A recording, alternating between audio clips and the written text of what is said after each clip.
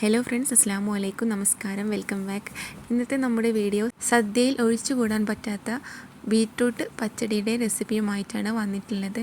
അപ്പോൾ വളരെ എളുപ്പത്തിൽ നമുക്കിത് ഉണ്ടാക്കിയെടുക്കാം. വീഡിയോയിലേക്ക് പോവാം.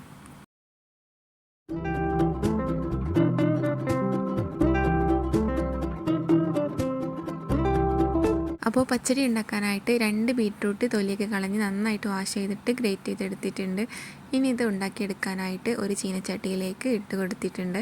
എന്നിട്ട് ഇതിലേക്ക് കുറച്ച് വെള്ളം കൂടെ ഒഴിച്ച് കൊടുക്കുന്നുണ്ട്, ബീറ്റ്റൂട്ട് ഒന്ന് വെന്ത് കിട്ടാനായിട്ടാണ്. പിന്നെ ഇതിലേക്ക് ആവശ്യമായിട്ടുള്ള ഉപ്പും കൂടെ ചേർത്ത് കൊടുത്തിട്ട് മിക്സ് ആക്കിയിട്ട് ഗ്യാസിൻ്റെ ഫ്ലെയിം ഓണാക്കി കൊടുക്കുക. എന്നിട്ട് ഇതൊന്ന് വെന്ത് വരട്ടെ. ആ ഒരു സമയം കൊണ്ട് നമുക്കിതിലേക്കുള്ള അരപ്പ് തയ്യാറാക്കിയെടുക്കാം. അതിന് വേണ്ടിയിട്ട് ഒരു മുറി തേങ്ങ ചിരകിയെടുത്തിട്ടുണ്ട്. ഇനി ഇതിലേക്ക് ആവശ്യമായിട്ട് ഒരു 1/2 ടീസ്പൂണ് ചെറിയ ജീരകവും അതുപോലെ തന്നെ ഒരു 1/2 ടീസ്പൂണ് പച്ച കടുകാണ് ചേർത്ത് കൊടുക്കുന്നത്.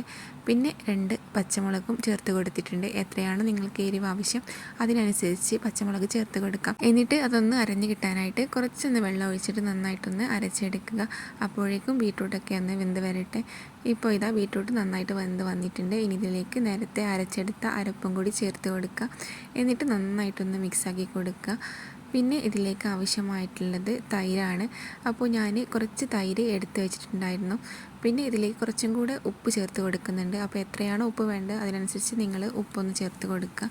പിന്നെ ഇതിലേക്ക് ആവശ്യമായിട്ട് കുറച്ച് തൈര് എടുത്തിട്ടുണ്ട്. തൈരൊന്ന് കട്ട തൈരാണെങ്കിൽ ജസ്റ്റ് ഒന്ന് ഒരു ഫോർക്ക് യൂസ് ആക്കിയിട്ടൊന്ന് ഉടച്ച് കൊടുക്കുക. അതിനുശേഷം വേണം ഇതിലേക്ക് തൈര് ചേർത്ത് കൊടുക്കാനായിട്ട്. പിന്നെ തൈര് ചേർത്ത് കൊടുത്ത ശേഷം അധികം കുക്ക് ചെയ്തെടുക്കേണ്ട. അപ്പോഴേക്കും നമുക്കിതിലേക്കുള്ള വറവൊന്ന് തയ്യാറാക്കിയെടുക്കാം.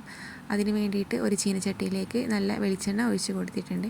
വെളിച്ചെണ്ണ നന്നായിട്ട് ചൂടായി വരുമ്പോൾ ഇതിലേക്ക് 1/4 ടീസ്പൂൺ കടുകും 2 വറ്റൽമുളകും അല്പം കറിവേപ്പില കൂടെ ചേർത്ത് കൊടുത്തിട്ട് ഒന്ന് താളിപ്പ് റെഡിയാക്കിയിട്ട് ഈ ഒരു പച്ചടിയിലേക്ക് ചേർത്ത് കൊടുക്കാം.